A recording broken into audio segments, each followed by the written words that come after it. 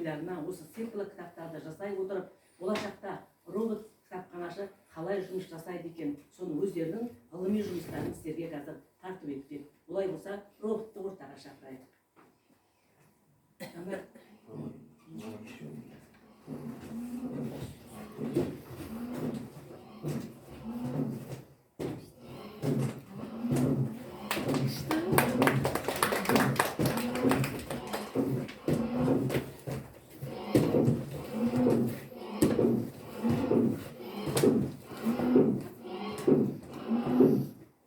Болашақта біз кітапхананы өте дамыған түрде көреміз.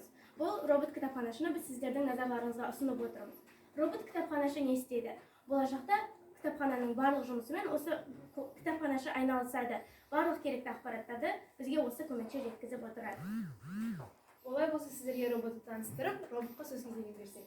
Сәлем, робот. Сәлем, достар. Мен болашақтан келдім.